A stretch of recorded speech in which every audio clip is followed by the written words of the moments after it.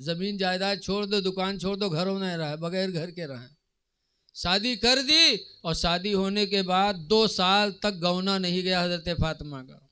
तो मदीने के लोग कहने लगे अली 2 साल हो गया निकाह किए और फातिमा को रुखसत नहीं कराए। तो हजरत अली कहते कहाँ ले आऊँ, मेरे पास घर भी तो नहीं मदीने मुनव्वरा में। तो एक अंसारी, अल्लाह अंसारियों पे रहमो करम नाजिल फरमाए, मदीने के अंसारियों का बड़ा एहसान है मुसलमानों पर। एक अंसारी खड़े हुए, वो कहते हैं अली मेरे 2 घर हैं, दोनों में से एक जो तुम पसंद कर लो उसको मैं तुम्हें नजराना दे दूं। हजरत अली शेर खुदा को एक अंसारी सहाबी ने अपना घर नजराने में दिया। जब घर वाले हो गए तो फातिमा जहरा का गौना करा के लाए। क्या रसूलुल्लाह अपनी बेटी को किसी दौलत वाले को नहीं दे सकते थे? लेकिन सरकार के निगाह में अली का इल्म था और अली का अमल था। इल्म अमल वाले थे, दौलत वाले नहीं थे। लेकिन अल्लाह के रसूल ने अपनी बेटी की शादी अली से कर दिया। अब आज हम और आप, एक आदमी की बिटिया रहा है, रिश्ता लगा एक आदमी के साथ है, लड़के के साथ लगा तो बपुआ देखेगा कि देखी लड़कवा है कौन में गवा, तो के दाढ़ी रहे तो लौट गया हुआ, कहे अरे वो तो मुल्ला लागत है हो, का कमाई का खवाई, छोड़ो कहूँ पैंट बूसट वाला बताओ। तो पैंट बूसट वाला मिल गया। जब मिल गया तो रिश्ता तय हो गया। जब शादी का दिन आया तो उका दुल्हा बनावे खातिर लोग नवहावे चले। अब तो दुल्हा अकेले नहा लेते, पहले ज़माने में दूल्हा को नहलाते थे। नहलावे चले तो उके पैखाना लग गया, तो चला गया लेटरिंग में पैखाना करे। और जब लेटरिंग से निकला तो नुहरा उठ ही नहीं पावे। तो बाप का सोझावे तो सोझे नहीं हुए। तो बाप रोवेला, कैसा अल्लाह आज के दुल्हा बनावे के और बाराती दरवाजे पर हैं, चढ़ाएगा आप कैसे हुई? तो का घसीट उसीट के ढकेल के लेके गए डॉक्टर के पास। डॉक्टर साहब देखें तो कहीं घबराओ ना, ऑपरेशन करे पड़ी ठीक हुई जी। तो बपुआ रोवेला, कहीं डॉक्टर साहब आज इसको दूल्हा बनाना है, लड़की के यहाँ इंतज़ार हो रहा है, डॉक्टर साहब ऑपरेशन करिए, अल्लाह जाने कब ठीक है। डॉक्टर साहब कहीं घबराओ ना, 2 मिनट लागी ठीक हुई जी। डॉक्टर साहब ऑपरेशन रूम में लेके गए और दरवाज़ा बंद किन और 2 मिनट नहीं लाग दरवाज़ा खोल दी। जब खोलिन तो सीधा सीधा बढ़िया आराम से चल के आया। तो सबका बड़ा ताज्जुब कि 2 मिनट नहीं लाग ऑपरेशन होगा ठीक होगा। तो डॉक्टर साहब से पूछे लगे, डॉक्टर साहब कौन बीमारी रहा है, 2 मिनट नहीं लाग ऑपरेशनों कह दियो ठीक होगा। तो डॉक्टर साहब कहें कोई बीमारी नहीं, पैंट के बटन बूसट में लगाए ली रहा है। पैंट के बटन बताओ, पैंट के हुक यहाँ लगाए लिए, तो बताओ उठ पे आदमी है ऐसे ऐसे चोंगा परे हैं, पहली है पैंट चाहे आवे चाहे ना हो कि कहाँ बटन कहाँ लगाए ली, तो बताओ है? अरे यार ये कोई तरक्की का लिबास है यार है? लिबास आज हम नबी करीम सल्लल्लाहु अलैहि वसल्लम के उसूल को छोड़ करके और फिर हम कामयाब हो जाएं, कभी कामयाब नहीं हो सकते हैं। पैंट पहनना नाजायज़ नहीं है, लेकिन पैंट आजकल लोग इतना चुस्त पहन लेते कि अगर पिछली दुकान देखो तो 2 हिस्से में बटी नजर आवत है। अरे पैंट पहन सकते हो, पैंट पहनना जायज़ है, लेकिन इतनी ढीली बनवाओ कि तुम्हें उठने बैठने में तकलीफ ना हो, नमाज की अदायगी में तकलीफ ना हो। पहन सकते हो, लेकिन ऐसा पहनेंगे कि मस्जिद में ऐसे जाए तो तौफीक होई ना। और जुम्मा के दिन जाई हैं, और जुम्मा के दिन जाई हैं तो पैंट और शर्ट पहने, कुर्ता पैजामा ना पहनी है, पैंट और शर्ट। उसके बाद जब जई हैं जुम्मा में यहाँ और रुको में जई हैं तो शर्ट खसक के करी ऐप चलिए और पैंट खसक के नीचे चली 2 अंगुल दुकान खुली। और के बाद जब सजदम जाते हैं तो आधी दुकान खुला था। अब बताओ तुम्हारी नमाज तो गई और जो पीछे देखा था उसके का हाल हुई बताओ। ऐ नौजवानों, इस जवानी को तुम खुदा की फर्मा बरदारी में गुजार दो। अंग्रेजों के गुलाम न बनो, वो लिबास पहनो जिससे तुम नबी के गुलाम समझे जाओ, वो चेहरा रखो जिससे तुम नबी के गुलाम माने जाओ। सहाबा को नमाज पे नाज नहीं था। आजकल बहुत से लोग नमाज पढ़ते नाज करने लगते। नमाज पे नाज न करो। गौसे आदम 40 साल तक ईशा के वजू से फजर की नमाज पढ़ी, लेकिन घमंड था। लिखा है कि हज़रत शेख सादी शिराज़ी रहमतुल्लाह अलैह हज करने गए थे और हरम में सो रहे थे। रात का वक्त था कि एक दर्द भरी रोने की आवाज़ हरम में गूंजी। तो हज़रत शेख सादी की आँख खुले और रोने वाले को तलाश करने लगे कि इतनी रात में ये दर्द भरी रोने वाला कौन है। शेख सादी तलाश करते करते जब खाने काबा तक पहुँचे तो देखा कि खाने काबा के दरवाजे की जंजीर को पकड़कर एक नौजवान रो रहा है और ये कह रहा है, या अल्लाह, अगर मेरे आमाल तेरी बारगाह में कबूल हों तो क़यामत के दिन मेरी आंखों में रोशनी देना, और अगर मेरे आमाल कबूल न हो तो ऐ परवरदिगार क़यामत के दिन मुझे अंधा बना के उठाना ताकि लोगों के सामने मैं रुसवा न हूँ। ये दुआ कर रहे हैं, रो रहे हैं। शेख सादी पूछते हैं, आप कौन है भाई, आप कौन है? तो रोने वाले नौजवान ने कहा, इसमें अब्दुल कादिर जीलानी, मेरा नाम अब्दुल कादिर जीलानी। बताओ, वो गौसे पाक जिन्होंने 40 साल तक इशा के वजू से फजर की नमाज पढ़ी, खाने काबा में रो रहे हैं और कह रहे हैं, अल्लाह अगर मेरे अमाल कबूल हो तो क़यामत के दिन आंखों में रोशनी देना, और न हो तो मुझे अंधा बना के उठा लेना। और हम 4 वक्त की नमाज पढ़ के 5 वक्त की नमाज पढ़ के हम घमंड करने लगते। घमंड न करो। अब अक्सर तो देखा गवा है जो जवानी में कभू नमाज न पढ़ी है, जवानी में कहो मुर्गी चुरई है, कहो कटहल चुरई है, कहो यारवार छिंदरई करी है, और जब बुढ़ाए जी हैं सब काम से लट गई हैं तब मस्जिद सुधरी है। ऐसे नमाजी इमाम के लिए मुसीबत रहा थे। जिंदगी में कभू पढ़ी नहीं, बुढ़ापा में यहाँ सुझाए तो बुढ़वन का नींद तो आवर नहीं है, 3 बजे रात के मस्जिद पहुँच गई हैं। तो कहे मौलवी, ओ मौलवी, तुम बहुत सोच हो, तुम्हारा यहाँ से बिस्तरा गोले हो वाला है। वो बुढ़ौवा यूँ नहीं सोचा था कि उम्र में हम रहन तो हम का करी तरह।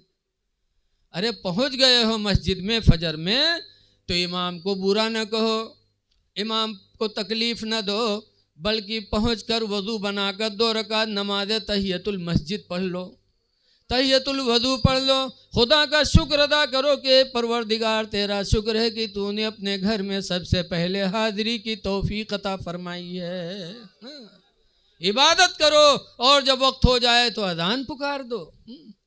अजान हदीस पाक में मुआविया काला समय तो रसूलुल्लाह सल्लल्लाहु अलैहि वसल्लम यक़ूलो, मुआविया कहते कि मैंने हुजूर से सुना, हुजूर फरमाते हैं, मन अज़्ज़ना, जिसने मस्जिद में अजान पढ़ी, फ़कुतिबा लहू बराअतुम मिनन नार, तो उसके लिए जहन्नम से निजात का परवाना लिख दिया जाता है। सुभान अल्लाह, सुभान अल्लाह।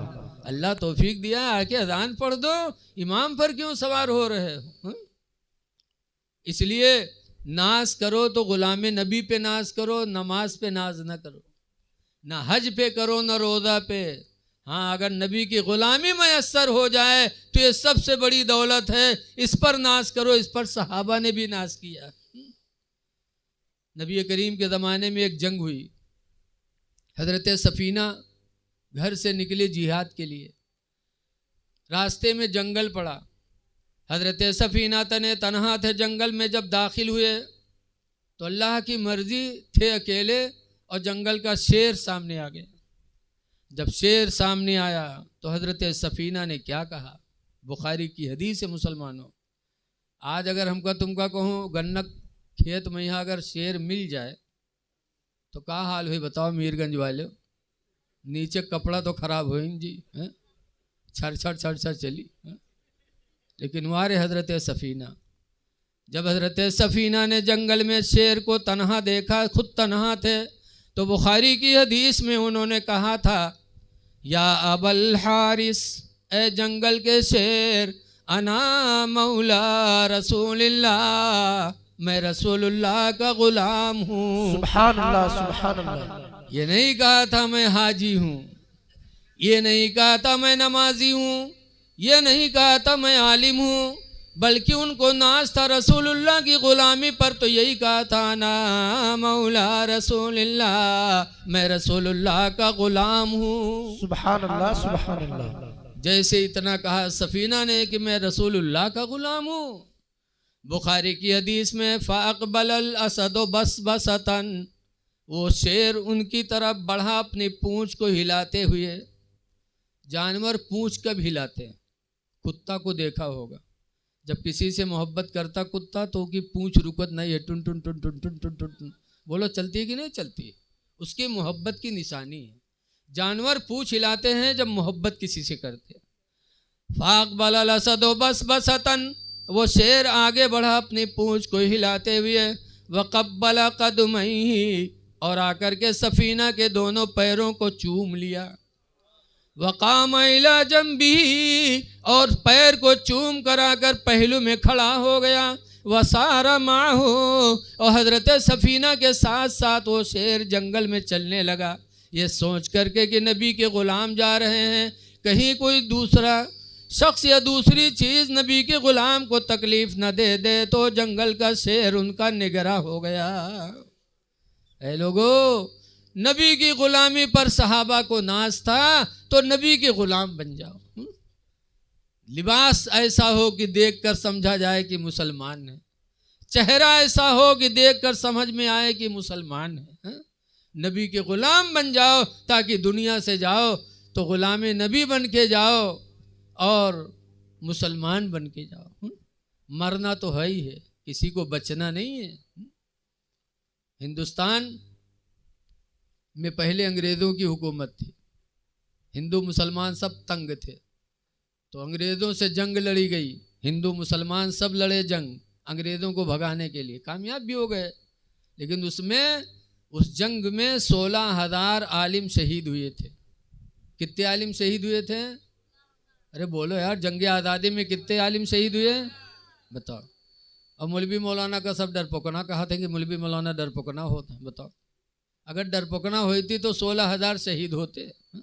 16,000 आलिम शहीद हुए, खून दे दिया, लेकिन हिंदुस्तान को अंग्रेज़ों से बचा लिया।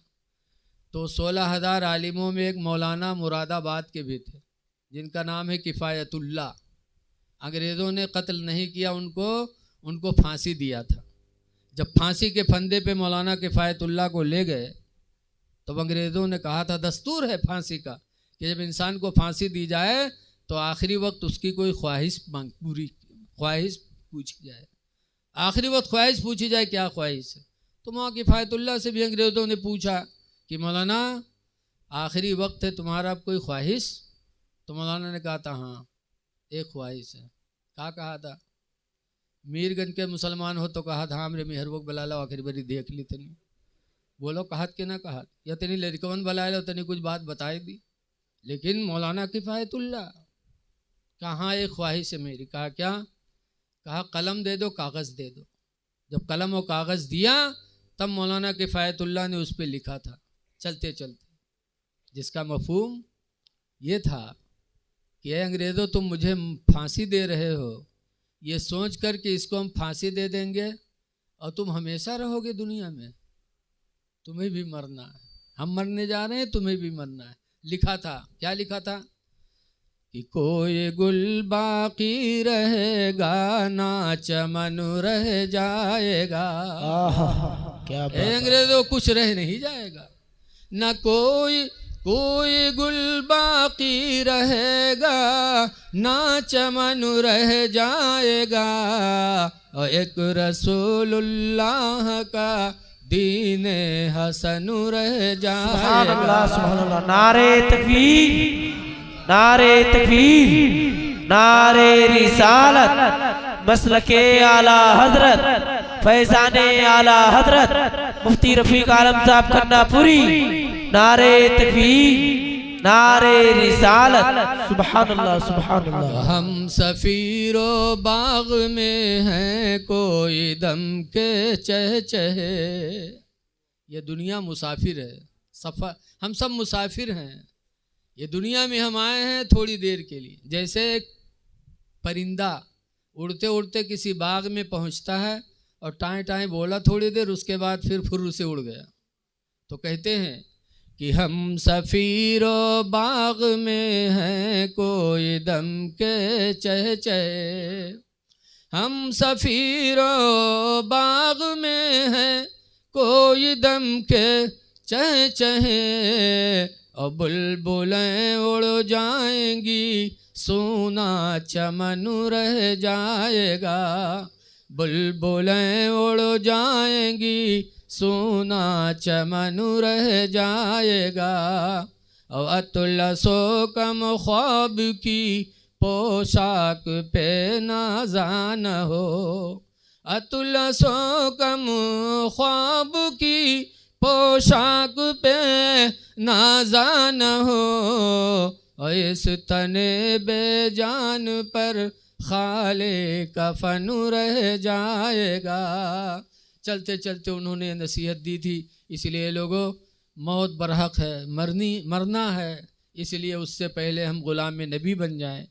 अपने चेहरे से, अपने जिस्म से जाहिर करें कि हम मुसलमान हैं। चेहरे पे दाढ़ी सजा लो। हदीस पाक में है कि दाढ़ी कब्र में रोशनी का सहारा है, कि जिसके चेहरे पे दाढ़ी होगी उसकी कब्र मुनव्वर होगी। वो अंधेरी कोठरी की तैयारी कर लो, इसके रसूल दिल में पैदा करो, चेहरों पे दाढ़ियाँ सजा लो। आला हजरत फरमाते हैं, लहद में इश्क नबी शह का दाग लेके चले, अंधेरी रात सुनी थी चराग लेके चले। तो कब्र में चराग अगर है तो इसके रसूल है और आमाल सालिहा हैं, इसलिए अच्छे आमाल कर लो। अल्लाह ताला हमको आपको अमल खैर की तौफीक अता फरमाए। माँ बाप की फरमा बरदारी करो। भाई एक चीज़ बता रहा हूँ कि हदीस पाक में है कि अल्लाह हर गुनाह माफ़ करेगा, लेकिन एक गुनाह ऐसा है जिसको अल्लाह माफ़ नहीं करेगा। वो कौन गुनाह है? हदीस पाक में नबी क़तादा काला काला रसूलुल्लाह, हज़रत अबू क़तादा से रवायत है, फरमाते अल्लाह के रसूल ने इरशाद फरमाया, इन्नल्लाह यग़फ़िरु कुल्ल ज़ुनूब, बेशक अल्लाह ताला हर गुनाह माफ़ कर देगा, इल्ला उक़ूक़ल वालिदैन, मगर माँ बाप की नाफरमानी को अल्लाह माफ़ नहीं करेगा। हर गुनाह माफ़ करेगा लेकिन माँ बाप का नाफरमान बख्शा नहीं जाएगा। इसलिए नौजवानों, अपने माँ बाप को राज़ी करने की कोशिश करो। ये हुक्म दें तो इनका हुक्म मानो। अल्लाह ताला हमको आपको नबी करीम सल्लल्लाहु अलैहि वसल्लम की सुन्नतों का आमिल बनाए और रहम दिल बनाए। मैं एक आखिरी बात और बता रहा हूँ कि आज हर आदमी अल्लाह की रहमत का मुंतज़िर है। बोलो, हम भी हैं, आप भी हो, कि अल्लाह हम पर अपनी रहमत नाजिल फरमा दे। लेकिन अल्लाह की रहमत किस पर नाजिल होगी? अल्लाह के रसूल ने फरमाया, हुज़ूर फरमाते ला यरहमुल्लाह, अल्लाह उस पर रहम नहीं करेगा। साहबा ने पूछा कौन, किस पर अल्लाह रहम नहीं करेगा? तो हुज़ूर ने फरमाया मल्ला यरहमुन्नास, जो इंसानों पर रहम नहीं करेगा अल्लाह उस पर भी रहम नहीं फरमाएगा। इंसानों पे जो रहम नहीं करेगा, इंसान में हिंदू मुस्लिम सब आते हैं। बोलो, है सब कि नहीं है? हिंदू मुस्लिम सब इंसान हैं। मुसलमान पर परेशान देखो तो उस पर भी रहम करो, हिंदू परेशान हो उस पर भी रहम करो। हमारे बुजुर्गों से भी साबित है। बुस्तान में एक मजूसी था, हजरत बायजीद बुस्तामी का पड़ोसी था। एक रात उस मजूसी के घर में बच्चे की रोने की आवाज़ आई। आज हम लोगों के मोहल्ले में भी बच्चे रोते हैं, तो जब बच्चा कोई रोई तो हम लोग आँख खुली तो क्या गौर की है जी घर के हो कि कोनो पड़ोसी को? अगर घर का है तब तो उठ पे फलनिया उठे, कहा बात काहे ले को रोत, अगर पड़ोसी सोए लो। बोलो, लेकिन बायजीद बुस्तामी की ज़िंदगी देखो। पड़ोस में मजूसी है, उसका बच्चा रोने लगा। बायजीद बुस्तामी उठे, रात की तारीकी में दरवाज़ा खोला, मजूसी के घर पे गए, दरवाज़ा खटखटाया। मजूसी ने दरवाज़ा खोला। बायजीद पूछते तुम्हारा बच्चा बहुत देर से रो रहा है? तो मजूसी कहता है बायजीद, गरीबी ने चारों तरफ से घेर लिया। ऐ बायजीद, इतनी गरीबी आ गई, इतनी गरीबी आ गई कि आज मेरे घर में चिराग जलाने की भी तौफीक न रही। अंधेरा पड़ा है मेरा घर, अंधेरे की वजह से मेरा छोटा बच्चा घबरा रहा है, रो रहा है। बायजीद बुस्तामी ने सुना तो अपने घर में गए और अपने घर का चिराग ला करके उस मजूसी के घर में रोशन किया। जब बायजीद बुस्तामी ने अपने घर का चिराग ला करके मजूसी के घर में रोशन किया, उजाला हुआ तो रोता हुआ बच्चा खामोश हुआ। तब मजूसी अपनी बीवी से कहता है, मेरी बीवी, मुसलमान कितने रहम दिल हैं। कि हम मजूसी बायजीद मुसलमान, लेकिन मेरे बच्चे का रोना गवारा न हुआ और अपना चिराग लाके मेरे घर में रोशन किया। ऐ मेरी बीवी, जब बायजीद बुस्तामी का चिराग मेरे घर में जल चुका है तो बेहतर है कि इस्लाम का चिराग अपने दिलों में जलाया जाए। मजूसी ने कलमा पढ़ा तो उसकी औरत ने भी कलमा पढ़ा और घर के लोग कलमा पढ़ के सब मुसलमान हो गए। सुभान अल्लाह, सुभान अल्लाह। लोगों, हमारे बुजुर्गों ने हिंदू मुस्लिम नहीं देखा, बल्कि देखा कि खुदा का बंदा है, परेशान है, इसकी मदद कर दो, खुदा राजी हो जाए। सुभान अल्लाह। इसलिए आपस में रहम करो, जितना रहम करोगे अल्लाह वैसे ही आपकी रोजी में भी बरकत देगा और आप पर अपना रहम व करम नाजिल फरमाएगा। इसलिए रहम करो, भाइयों पर भी, पड़ोसियों पर भी, और ख़ास तौर से आजकल लोग तिलाक का मसला बहुत आ रहा है, जगह जगह तिलाक का मसला। बीवियों पर भी रहम करो, इसलिए कि अक्सर औरतें पढ़ी लिखी होती नहीं, शौहर का मर्तबा जानती नहीं। इसलिए अगर कोई औरत बदतमीज़ी कर रही है तो उसको समझाओ और सब्र करो, मारने पीटने की ज़रूरत नहीं, ना तलाक देने की ज़रूरत। एक पीर साहब थे, हज़रत सुल्तान, एक पीर साहब थे खुरासान के, सैयद अबुल हसन, सैयद अबुल हसन पीर थे, खुरासान खिरकान के रहने वाले थे। उनके मुरीद एक दफ़ा सोची नहीं यार बहुत दिन बहुत पीर साहब से मुलाकात नहीं है, तो चलो पीर साहब से मुलाकात की। 10-12 मुरीद बेचारे चले खिरकान, चलते चलते चलते चलते, पैदल का ज़माना था। खिरकान पहुँचे और हज़रत के दरवाजे पहुँचे तो दरवाज़ा खटखटाया। जब खटखटाइन तो हज़रत रहे नहीं, हज़रत की बीवी रहे हजरतैन, वो आएगी, दरवाज़ा खोलिन, मुरीद लोग सलाम किन तो पूछिन हज़रत कहाँ हैं, तो बीवी चौंकी, कहीं हज़रत हमारे घर में हज़रत को है भैया, कौन हज़रत? कहीं हमारे पीर हज़रत सैयद अबुल हसन खिरकानी। कहीं हाँ वो दज्जलवा का हज़रत कहा तो तुम लोग, उसे मुरीद हो गए हो मक्कार से। आप मुरीद लोग खड़खड़ाने, कहीं हाय अल्लाह हमारे पीर हैं, बीवी दज्जाल मक्कार बताओ थे। तो मुरीद लोग पूछिन कहाँ गए हैं, कहाँ हैं? कहीं जंगल गवा है, अब आवत हुई। लोग खड़े बात ही कर रहे थे, इतने में देखा कि हज़रत अबुल हसन खिरकानी जंगल के शेर पर बैठे हैं और लकड़ियों का बोझ आगे रखे हैं और घर की तरफ आ रहे हैं, शेर पर बैठे। जब आए बीवी देखिस, बस भाग घर में कहा वद दुश्मनवा शेर बलायल आवाज, वो घर में भाग गए। और मुरीद बेचारे कहाँ चले जाएं। हजरत आए, घोड़े शेर से नीचे उतरे, लकड़ियों का बोझ उतारा, शेर ने हजरत का पैर चूमा, अपनी बोली में इजाज़त मांगी, हजरत ने इजाज़त दिया तो शेर जंगल वापस चला गया। जब चला गया तब मुरीदों ने कहा हुजूर अजीब हाल है आपका, आपका इतना बड़ा मर्तबा कि जंगल का शेर आपकी फर्मा बरदारी कर रहा है, आपके पैरों को चूम रहा है, इतना बड़ा मर्तबा आपका, और आपकी बीवी आपको दज्जाल मक्कार बताती है। तो हजरत फरमाते हैं सुनो, ये मर्तबा जो खुदा ने मुझे अता किया है कि शेर भी मेरा फर्मा बरदारी करता, ये मर्तबा जो खुदा ने मुझे अता किया, विलायत अता की, ये उसी बीवी की बदतमीज़ी पर सब्र करने की वजह से। कि जाहिला है, मेरे माँ बाप ने निकाह कर दिया, जाहिलियत की वजह से मुझे तकलीफ़ें देती है, मुझे बुरी सी बुरी बातें कहती रहती है, लेकिन मैंने सब्र किया, ना मारा कभी, ना तलाक दिया, तो अल्लाह ने सब्र की वजह से मुझे विलायत अता फरमा दी। पता चला एक इंसान जब अपनी बीवी पर अच्छा सलूक करता है, मारता नहीं, तलाक का इरादा नहीं करता, सब्र करता रहता है, तो अल्लाह उस इंसान के दर्जात को बुलंद फरमा देता। इसलिए घर में मारपीट न रखो, नबी करीम के अखलाक को ज़िंदा करो।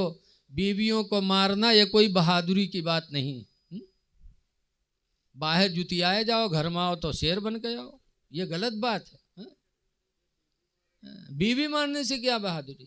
लेकिन आजकल के कुछ सास ऐसी हैं जो डईन है, डईन। अगर बतोइया आई और लड़का नहीं मारे सप्ताह दुई हफ्तम, तो मोहल्लम घूम घूम के वो बुढ़ियावा डईनिया का कहा था, लड़कवा तो हमार मेहरी आए गवा, अल्लाह जाने कौन घूटी पियाए दी से इते आवत तो के हाथ है नहीं उठत, बताओ कहीं कहीं के मार खवावत है। मारना कोई बहादुरी नहीं है, रहमो करम करोगे तो अल्लाह तुम पर रहम करेगा। हाँ, लेकिन कुछ इस टाइम ऐसे बदतमीज हैं जो बीवियों पर जुल्म करते हैं। मौलाना अब्दुल मुस्तफ़ा आज़मी लिखते हैं कि एक आदमी रहा है जो अपनी बीवी बहुत मारे, और बेचारी जब घर से आई थी तो उसके बाप ने रुखसत करते वक्त एक वसीयत किया था। जब बच्ची घर से चली थी तो बाप ने कहा था, बेटी शौहर के घर जा रही हो, खुशी के भी दिन आएंगे ज़िंदगी में, तो बेटा खुशी के दिन आएंगे तो खुदा का शुक्र अदा करना, और मुसीबत के भी दिन आएंगे ज़िंदगी में तो बेटी मुसीबत के दिन आएंगे तो सब्र करना। ज़िंदगी में कभी शौहर के घर से तुम्हारे कदम निकलने नहीं है बेटी। बाप ने ये वसीयत करके भेजा तो लड़की मार खा रही है, सब्र कर रही है। अब आजकल बिटिया का हम लोग रुखसत करी थे तो घर छुट्टी, माँ बाप छुट्टी है तो रोईबे करी, और जब बिटिया चले थे रोवे लागे तो पप्पा का कहा था, जा रे रोवत का है, डराए ना जा, अगर आँखें उठे तो के सारे आँखें फोड़ दे, तू काहे डरा थे, जा चाहे 4 बीघा जमीन बिका जाओ का थोड़ा कत्ल कराए दे। बताओ बप्पा जब पहलवान बनावे पटई है तो वहाँ जंग हुई कि वो घर जन्नत बनी है। वो बाप बड़ा अच्छा था, अपने बच्ची को ये तालीम दे के भेजा। लड़की गई, शौहर जालिम मिल गया, सुबह मारे शाम मारे, और लड़की बेचारी सब्र करती रही, मार खाती रही। कुछ दिनों के बाद शौहर के मिजाज को परख गई तो जैसे शौहर का मिजाज था वैसे चलने लगी। जब ऐसे चलने लगी तो मारपीट धीरे धीरे बंद होने लग। जिंदगी में कुछ ऐसे भी दिन आए कि 2 हफ्ता मारपीट नहीं हुई, मारे मौके नहीं, जैसे उनके मिजाज वैसे वो काम करे लग, तो मारपीट बंद। जब 2 हफ्ता नहीं मारे पैस तो एक दिन मुहारम ठाड़ सोचे कि 2 हफ्ता होगा मारे नहीं, मार चटपटाए, तो मुहारम ठाड़ सोचे कि कौन जुगाड़ लगेगी का मारे के। तो एक प्रोग्राम बनाओ के दिल में, कहे जय थे मछली लेके अबे, और मछली ला के घर में रख देवे, तके जब बनाए के रखी खाना खाए खातिर भलाई तो बैठबे तो ये पूछबे कि अरे सब मछली बनाए हैं, तो अगर कहीं सब बनाए हैं तो ये कह के मरबे कि सब काहे बनाए डाले रे, आधा रख दी थी कल का खेबे रे, और अगर कहीं आधा बनाए हैं आधा कल खातिर रखे हैं तो ये कह के मरबे कि मछली हो आधी रख दी है, कल वो सड़ जाए कि न सड़ी रे, आज मारे खे जरूर। बनाए लीस प्लान, गवा मछली लेके आवा घर में रख दी तक मुहारम ठाड़ लाठी लिए सोचे। जब बीवी खाना बनाई तो बुलाइस के हिसाब खाना खाए लो, तो लाठी लेके गवा कहीं आज तो मरे ही मारेगा। बीवी ने खाना ला के सामने रखा तो पूछा थे अरे सब मछलियाँ बनाए हैं, तो मूढ़ हलाई से जैसे मूढ़ हलाई वैसे उठाई से लाठी, कहीं सारे सब काहे बना डाले रे, आधा रख दी थी कल का खेबे रे, कहे अरे रे भूल गई थी आधी मछली कल के लिए भी रख दिया। अब यू सट, अब आगे कोई सवाल ही नहीं कि मां चुपचाप बैठ, बना बनाओ प्रोग्राम सब खत्म। तो खाना तो शुरू की ही, लेकिन खाना कहाँ जाए पेट में, यहाँ प्रोग्राम कैंसिल होगा। खाए पी लिए, थोड़ा बहुत गर्मी के ज़माना रहा, जब खा चुका तो बीवी ने आंगन में चारपाई डाला, बिस्तर बिछाया, ये लेटा। बीवी बड़ी अच्छी थी, गई बेचारी पैर दबाने लगी कि मेरा शौहर है, मेरे लिए रोज़ी कमाया, थका मांदा होगा, वो पैर दबावे लगा। इस जालिम वही चक्कर में पड़ा कि मारी कैसे। आसमान लंग टकर टकर देखे तो आसमान में एक हल्की सी लकीर नजर आई, तो जब देखी लकीरिया का तो बीवी से कहा थे अरे ये आसमान पर लकीर कैसे रे, तो वहाँ देखे तो कहे सो फरिश्तन के सड़क हो, कहीं फरिश्तन के सड़क हो, कहीं हाँ वो उठाई से लाठी, कहीं सारे तो फरिश्तन के सड़क के नीचे हमारे खटिया बिछाया है, अगर उनके मोटर फिसली एक्सीडेंट भवा तो हम मरब की बचब रे दुश्मन, वह पीट पाट के बहाए थे। बताओ ऐसे बदतमीज हैं जालिम जो अपनी बीवियों पे जुल्म करते हैं।